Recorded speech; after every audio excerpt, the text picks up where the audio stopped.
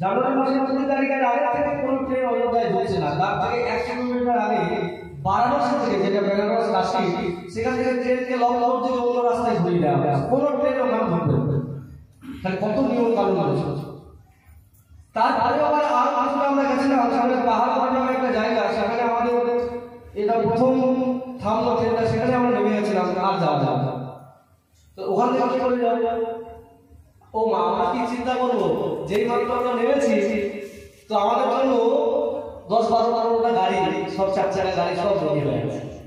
সব লোকজন এসে বলছেন চলুন চলুন চলুন, আমরা আপনাদেরকে নিতে এসেছি।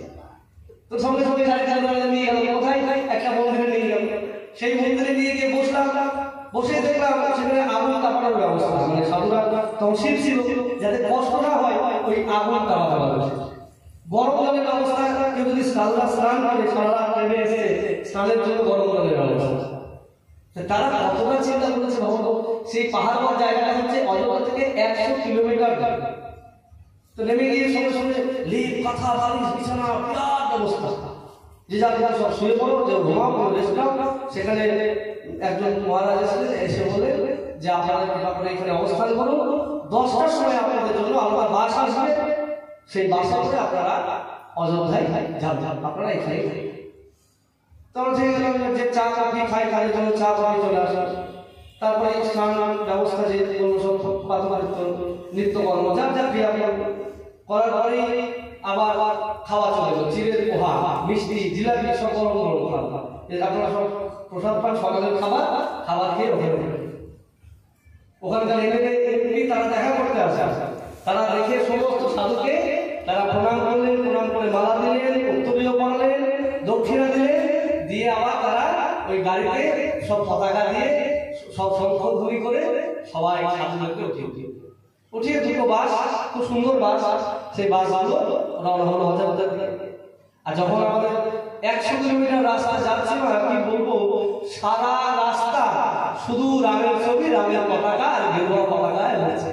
আর সব জায়গায় রেলিয়ে রয়েছে, কেউ রামসীতা সেরেছে, কেউ হনুমান সেরেছে, কেউ জাম্ববান সেরেছে। আর কি আনন্দ লাগছে, আমি তো সারা রাস্তা জেগেই আছি, ঘুম আসছে না, ঘুমোচ্ছে আমার মধ্যে বসে আছে, বলছে দেখুন দেখুন দেখুন দেখুন দেখুন। আর দেখতে দেখতে এত আনন্দ লাগছে, কি আনন্দ, কি আনন্দ। কখন যে 100 কিলোমিটার শেষ হয়ে গেল বুঝতেই পারলাম না। আর ওখানে যে অযোধ্যায় ঢুকছি, অযোধ্যা ঢোকার প্রায় 15 থেকে 20 কিলোমিটার আগে, ধরো আমরা এই গ্রামটা অযোধ্যা, কানি থেকে শুরু হয়ে গেছে ফুল দিয়ে সাজা। অযোধ্যা থেকে এসে আমি গেছিলাম তোমার সিকিম। তো সিকিমে যার বাড়িতে ছিল আমার কোনো পরিচিত, ওখানকার এয়ারপোর্টে ভালো ভালো অফিসার পদে আছে, তোর কোয়ার্টারে খুব ভালো ব্যবস্থায় ছিলাম।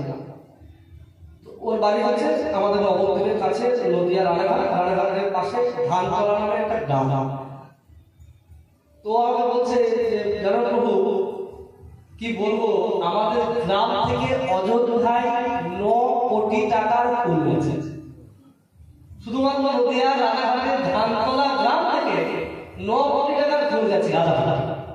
তাহলে ভালো, ওই যে ওয়ান ওয়ে রাস্তা, দুদিকে রাস্তা ফুল দিয়ে মোড়ানো, রাস্তায় ফুলের দেওয়াল তৈরি হয়েছে।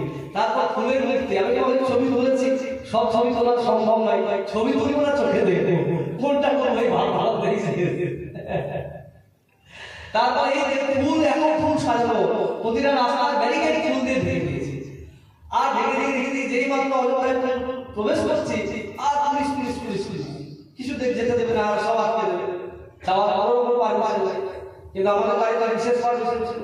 তাহলে সামনে নেমে গেলে তারা কথা বলার উপরের সঙ্গে সব যোগাযোগের ব্যবস্থা করে নিয়ে যাবে। সাধুদের কোথায় যাবো না, আমাদেরকে যেখানে রাখা হয়েছিল সেই জায়গাটার নাম হচ্ছে তীর্থক্ষেত্রপুরম, একটা গ্রাম।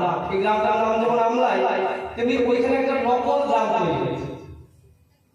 নকল গ্রাম তৈরি হয়েছে, তো সেই গ্রামটা কিরকম, সব নতুন গ্রাম, বাড়ি ঘর সব নতুন, কোনো দোকান নাই, কেনাকাটা কোনো ব্যবস্থা নাই, সব ফ্রি।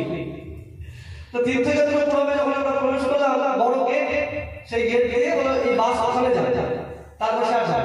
তো সেই বাসকে আমাদের অন্য গাড়ি সব আটকে দিচ্ছে, আমাদের বাস চলে গেল তীর্থক্ষেত্রপুরমের গাড়ি দিয়ে ওখানে নামলাম। তো আমার একটা বড় ছোট ছিল, ছেলে আগে থেকেই ব্যবস্থাপনার দায়িত্বে, তাকে ফোন করেছিলাম, ও আবার আসলো, আমাদের বন্ধু ভাই হয় বন্ধুদের শিষ্য, ওখানে সেবক ছিল তাহলে তো সেবকের দায়িত্ব ও তাড়াতাড়ি চলে আসার পরে সেখানে আমাদেরকে নিয়ে গেল এবং ওই গেটে ওই আইডেন্টিফাই হয়ে যাচ্ছে মানে যাদের কার্ড থাকবে ওদের তারপর বড় বড় কার্ড এসেছে প্রথমে একটা কার্ড এসেছে চিঠি, দুটো চিঠি আসার পর একটা বড় কার্ড পাই হয়েছে। ওই কার্ডটাই হচ্ছে মূল আমার ওটা না হলে যাওয়া যায় আর ওই কোড নাম্বার দিয়ে আমার মোবাইলে রেজিস্ট্রেশন করে একটা আলাদা আই কার্ড পাওয়া যাচ্ছে মোবাইলের মধ্যে। সব ব্যবস্থা সময় কোথাও যেতে হবে না, সব অটোমেটিক্যালি হতে থাকে। যদি নাম ওখানে পৌঁছে থাকে তাহলে তারপর সব সিস্টেমের উপর চলছে। এত সুন্দর ব্যবস্থা।